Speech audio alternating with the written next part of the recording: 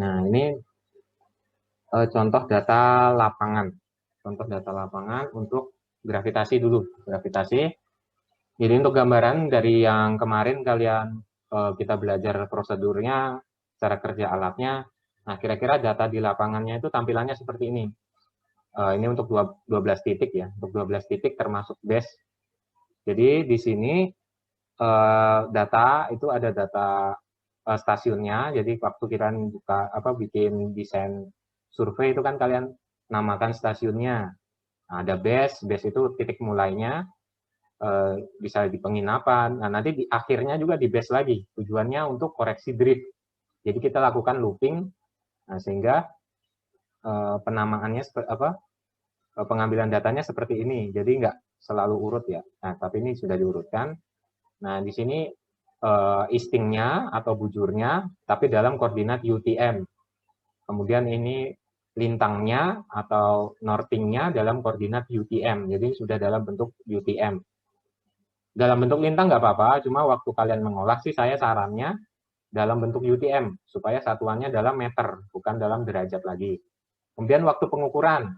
Nah, waktu pengukuran, kemarin kan setiap mengukur, kan kalian lakukan pengulangan, dicatat waktunya, kayak gitu. Nah, nanti dihitung waktu rata-ratanya. Kemudian skala bacaan. Skala bacaan ini dari alat. Ini belum dalam miligal, jadi kalian catat langsung dari alat. Nah, kemudian tinggi alat. Tinggi alat kan masih dalam senti, misal pakai penggaris gitu, pakai meteran, kalian rubah dalam meter. Kemudian ada ketinggian. Jadi L ini dapat dari GPS. Untuk ketinggian ini dapat dari GPS Trimble. Nah, ini ada skala bacaan puluhan satuan. Jadi dari skala bacaan yang di H ini kita ambil yang puluhan sama satuan ke belakang. Puluhan sampai ke belakang ini kita ambil. Itu yang kita ambil. Untuk kita konversi. Jadi di konversi sini bisa dilihat rumusnya. Nah, ini ya kelihatan ya rumusnya ini yang saya blok ini. Nah, jadi dari skala puluhannya saja ini, nah ini untuk nilai yang dikali ini skala interval, faktor interval ini dapat dari tabel konversi alat. Yang ini juga skala ratusan, ini dapat dari tabel alat. Jadi dari hasil pembacaan kita tambahkan dengan nilai ribuan ratusan dari tabel sama dikalikan dengan faktor intervalnya. Jadi dari faktor interval dari tabel. Jadi kita ambil puluhan satuannya, tinggal tambahkan terus dikalikan. Maaf, dikalikan dulu terus ditambahkan. Jadi langsung dalam miligal. Kalau dari skala bacaan itu masih belum dalam miligal. Jadi kita rubahkan dalam miligal. Caranya tadi itu kita ambil puluhannya, kemudian kita ambil tabel. Jadi kan tabel itu menentukan rentang nilainya. Jadi di sini di skala bacaan kan rentang nilai 1600. Nanti di tabel itu, tabelnya saya taruh mana lagi ya. Jadi di tabelnya nanti ada untuk nilai rentang sekian, itu ratusannya berapa, puluhannya berapa, ratusannya berapa, ribuannya berapa. Nanti dapat yang depan ini kan. Nah, terus nanti sebelahnya, di kolom sebelahnya itu ada nilai faktor intervalnya, tinggal dimasukkan kayak gitu. Nanti untuk ke bawah sama semua, tinggal di Excel-nya kan tinggal ditarik saja nanti, tinggal ditarik begini kan nanti dapat hasilnya kayak gitu. Nah, terus setelah dapat dalam miligal, nah itu kita koreksi alat. Koreksi alat kemarin kan rumusnya ini, dikalikan H, dikalikan bukan elevasi, ketinggian alat J2. J2 itu yang ini, ketinggian alat kan. Jadi 0,3086 ini dari deret Taylor ya, dari deret Taylor, dari nanti waktu perhitungan gravitasi normal. Aduh, kalau teorinya belum sampai sini bingung juga jelasnya. Jadi intinya ini sama terus, nilai 0,3086 ini sama. Baik untuk koreksi free air, koreksi tinggi alat itu sama. Yang membedakan dengan free air, kalau free air kan elevasi, dikalikan elevasi. Kalau koreksi tinggi alat, dikalikan tinggi alat. Kayak gitu. Nah, kemudian setelah ini kan dikurang nanti, tinggal nilai N2, nilai hasil konversi bacaan ini kita tambah dengan koreksi tinggi alat. Kan koreksi tinggi alat itu membawa dari ketinggian alat ke permukaan bumi kan. Semakin ke bawah kan semakin besar.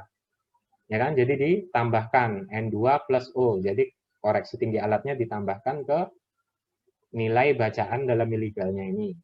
Nah, setelah itu koreksi pasang surut. Koreksi pasang surut itu kita dapat dari software. Softwarenya itu enggak.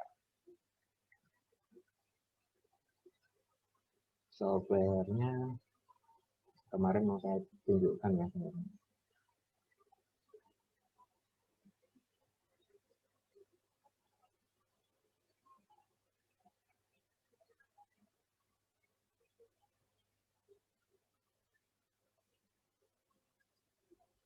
Ini softwarenya ini ya, Gravity Tidal Correction. Jadi kan kalian punya nilai lintang, ya kan, punya nilai bujur. Nah itu dimasukkan terus elevasi. Elevasi itu dari GPS-nya itu dimasukkan. Kemudian waktu, zona waktunya, zona waktu kalian di mana, dipilih. Kemudian masukkan tanggal dan waktunya, tanggal mulai pengukuran dan berakhirnya pengukuran dari base awal, base di titik kalian mulai sama base di titik kalian. Jadi kan sama, titik yang sama itu pulang sama pergi waktunya berapa dimasukkan. Kemudian interval pengukurannya, kira-kira pengukurannya itu tiap titik itu butuh waktu berapa lama. Dari pindah satu titik kan jaraknya kira-kira hampir sama ya, meskipun nanti di lapangan misal jalannya nanjak-nanjak kah, atau lewat jurang atau bagaimana, cuma kan jaraknya sama. Jadi dikira-kira saja interval waktunya, kemudian tinggal di generate. Nah, setelah di generate, nanti dapat koreksi pasang surut yang ada di tabel ini tadi. Di tabel yang ini tadi. Nah, ini kita dapat koreksi pasang surut. Nah, kita tinggal masukkan nilainya. Di sini semua, jret, kan, dapat semua. Nah, jadi kan kalian nanti udah dapat untuk waktu rata-rata ini tadi loh, intervalnya kan kalian punya toh, waktu rata-rata ini. Nah, ini nanti yang dimasukkan, atau kalian langsung semua waktunya juga nggak apa-apa, dimasukkan jamnya ini, dimasukkan. Nah, nanti dapat koreksi pasang surut. Nah, setelah dapat koreksi pasang surut, nilai hasil ini tadi, nilai terkoreksi tinggi alat dikurang nilai koreksi pasang surut. Nah, terus dapat nilai, kalian rata-rata kan ada 3 pengukuran, kalian rata-rata dapat nilai ini, nilai rata-ratanya. Nah, kemudian kalian koreksi drift. Koreksi drift itu, nah ini bisa dilihat rumusnya. Jadi intinya gini, rumusnya itu kan gradien ya, gradien kemiringan. Jadi kan dari awal kalian mulai sampai akhir kan pegasnya melar kan. Jadi nilai yang terbaca di akhir itu cenderung lebih besar. Jadi rumusnya ini untuk yang G yang biru ini, Excel-nya ini waktu titik pengukuran, waktu rata-ratanya titik pengukuran dikurang waktu pengukuran awal di base, di titik base-nya. Kayak gitu. Dibagi, nah ini dibagi titik pengukuran akhir, waktu pengukuran akhir, dikurang waktu pengukuran awal di base. Jadi ini yang pembaginya ini sama-sama di base. Waktu yang sama-sama di base gitu ya. Coba kita cek dulu yang warna merah itu. Nah ini, kan di base. Waktu akhir di base dikurang waktu awal di base. Rumusnya ini, untuk yang pengurangnya. Yang pengurangnya yang bawah. Nah, yang bawah ini ya. Jadi waktu kita mengukur di suatu titik dikurang waktu kita mengukur di suatu titik dikurang waktu awal di base dibagi waktu akhir di base, pengukuran akhir di base dikurang waktu akhir di awal di base kayak gitu. Nah, kemudian dikalikan, nah ini dikalikan nilai pembacaan.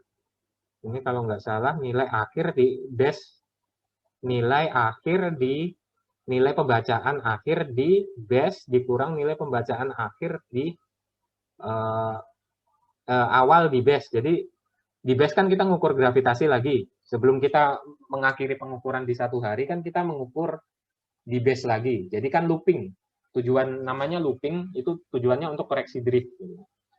Jadi kan pasti ada perbedaan karena alatnya kan merenggang kan, pegasnya merenggang jadi pembacaan lebih besar, jadi kita kurangkan nilai awal, nilai akhir pembacaan di titik awal dengan nilai awal pembacaan di titik awal gitu, di base-nya, sama-sama di base. Kita kan nanti tahu selisihnya. Nah, ini tinggal kita kalikan dengan gradiennya. Dikalikan gradiennya kan kita dapat nilainya. Nah, kemudian kita tinggal tarik saja, set, kita dapat semua, koreksinya sampai bawah. Nah, setelah dikoreksi, kita kurangkan hasil perhitungan ini tadi, nilai pembacaan terkoreksi pasang surut, yang ini rata-ratanya kita kurangkan koreksi drift. Dapatlah nilai yang koreksi drift. Sudah terkoreksi drift, kemudian kita sudah dapat nilai deltanya. Nilai delta G-nya. Nilai delta G ini masih, kan kemarin alat yang kita ukur kan alat gravitimeter relatif yang kita gunakan. Yang kita gunakan kan Lacoste Rombe, skin track itu kan relatif ya. Harus diikat dengan gravitasi referensi atau gravitasi mutlaknya, yang ini. Yang ini ya, mutlak. Jadi harus ditambahkan. Untuk dapat G observasi, hasil pembacaan yang ini, delta G ini, kalian tambahkan dengan G mutlak di daerah situ. Misal di Jayapura, G referensinya kan di Sentani. Kalian ikat alat pengukuran kalian di Sentani. Nah, itu nilai yang di Sentani itu, kalian jadikan nilai ikat di base, kemudian kalian tambahkan ke delta G ini, hasil nilai terkoreksi semua ini, kalian tambahkan, sehingga nanti dapat G observasi. Nah, ini baru sampai G observasi ya, ini belum koreksi teoritisnya belum, ini masih observasi. Kalau di data sekunder itu koreksi ini semua dianggap tidak ada. Koreksi alat, koreksi pasang surut, koreksi drift itu dianggap tidak ada karena datanya langsung kan mereka sediakan. Jadi dianggap data itu sudah terkoreksi instrumen yang digunakan. Jadi misal itu data satelit, berarti sudah dikoreksi dengan satelitnya. Jadi instrumennya sudah dikoreksi datanya. Misal data sintesis, itu juga sudah dianggap itu sudah G observasinya gitu. Jadi kalian tidak perlu melakukan koreksi. Jadi koreksi-koreksi ini kan sebenarnya perlu dilakukan kalau kalian pakai datanya data primer atau data mentah. Data mentah kan masih dalam skala bacaan, masih dalam lintang bujur, masih dalam waktu. Nah, ini harus kalian koreksi. Ini untuk dapat G observasi. Nah, sedangkan untuk data sekunder yang saya tugaskan, itu sudah dalam bentuk terkoreksi gitu, terkoreksi alat. Ya, mungkin itu saja yang ingin saya sampaikan untuk pertemuan. Mungkin berikutnya saya jelaskan untuk koreksi teoritisnya. Tadi kan sampai koreksi alat, koreksi drift, sampai koreksi drift ya. Sampai koreksi drift. Intinya ini koreksi observasi, G observasi. Intinya untuk sampai dapat G observasi. Untuk dapat ABL, anomali Boge lengkap, anomali gravitasi yang nanti kita ambil anomali lokalnya untuk kita interpretasi, untuk kita olah. ABL ini intinya anomali akhir yang sudah terkoreksi. Untuk dapat ini nanti kita lakukan koreksi, ada yang namanya G normal, ini bukan koreksi sebenarnya. Kita hitung delta G-nya. Kemudian kita koreksi koreksi free air. Nah, kita koreksi free air, kemudian nanti dapat anomali free air. Kemudian kita koreksi Boge sederhana, kita dapat anomali Boge sederhana, kemudian dikoreksi Tiren, baru dapat ABL. Ini nanti kebanyakan pakai software, pakai Oasis, software Oasis gitu. Nanti kita jelaskan minggu depan.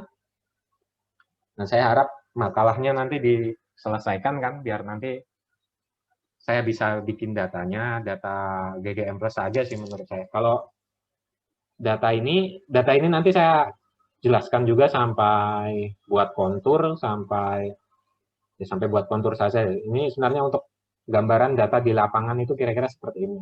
Kita ngolahnya bisa pakai Excel, atau kalian mau pakai MATLAB juga bisa. Cuma kalau kalian pakai banyak komputer kan, kalau Excel kan paling semua sudah terinstall Excel lah. Komputer manapun terinstall Excel. Cuma kalau kita pakai MATLAB kan, ketika kita pindah-pindah komputer kan agak ribet gitu, harus install MATLAB dulu. Sebenarnya bisa pakai MATLAB. Perhitungan juga kalau kita masukkan rumus-rumus seperti ini sebenarnya mudah pakai MATLAB saya sih. Pakai MATLAB, terus nanti input datanya pakai Excel. Jadi MATLAB-nya nanti baca data di Excel. Gitu. Halo, kelihatan nggak Excel-nya? Kelihatan, Pak. Nah, Kelihatan, Pak. ya, ini untuk magnetik ya. Ini untuk magnetik, contoh data yang kalian peroleh di lapangan, itu kita punya. Ini udah dalam koordinat UTM. Jadi kalau kalian kuliah GPS ya memang harus belajar yang namanya UTM. Sebenarnya sama saja, koordinatnya cuma dalam meter gitu aja intinya. Jadi easting atau bujur, kemudian northing atau lintang, ini sudah dalam UTM, kemudian nama stasiunnya atau titik pengukurannya dikasih nama ini, kemudian elevasi hasil pengukuran pakai GPS, nah kemudian waktu bacaannya, ini ini pengukuran berulangnya ya, pengukuran berulang pertama, kedua, ketiga sampai ke 5. Jadi kan kalau pengukuran dalam fisika kan sebaiknya berulang untuk menghindari adanya error atau nilai yang tidak sesuai dengan nilai yang sebenarnya. Kemudian di rata-rata, nah dapatlah anomali. Anomalinya ini kan, anomalinya itu diperoleh dari pengurangan dengan ini nilai IGRF. IGRF-nya ini dikurangkan. Nah, kenapa di sini kalau di data ini kenapa kok nggak ada koreksi harian? Jadi kalau yang di tabel sini kebetulan saja nggak ada koreksi harian karena memang setelah dicek ternyata dalam seharian itu cuacanya cenderung tidak semakin panas, jadi mungkin sedang mendung atau sedang tidak terik kan, jadi tidak ada badai matahari sehingga tidak ada variasi harian. Jadi di sini cukup koreksi IGRF kayak gitu. Cuma sebenarnya kalau misal kita cek di websitenya saya simpan nggak ya? Websitenya itu bisa dicek. Oh ini ada dalam sehari ini ada koreksi harian atau tidak gitu, bisa dicek. Saya simpan nggak ya? Sebenarnya sama kayak software yang pasang surut, cuma kalau ini sebenarnya website. Saya lupa sih alamat websitenya. Cuma ya intinya nanti di pertemuan berikutnya saya carikan. Jadi intinya kita cek dari websitenya, website Badan Geomagnetik Internasional biasanya yang kasih data IGRF sama data koreksi variasi harian itu dari Badan Internasional gitu. Nah, ini kalau ini berdasarkan posisi kita di mana? Ini kebetulan nilainya 45.000 karena posisi pengukurannya di daerah Jawa. Di daerah Jawa jadi nilai IGRF-nya sekitar ini 45.000 ini. Jadi tinggal dikurangkan dari nilai pembacaan alat kan ini rata-ratanya. Nah, ini dikurang ini, dapatnya ini. Nah, ini nilai yang kuning ini, tabel yang kuning inilah yang nanti kita olah. Gitu. Kalau di magnetik simple.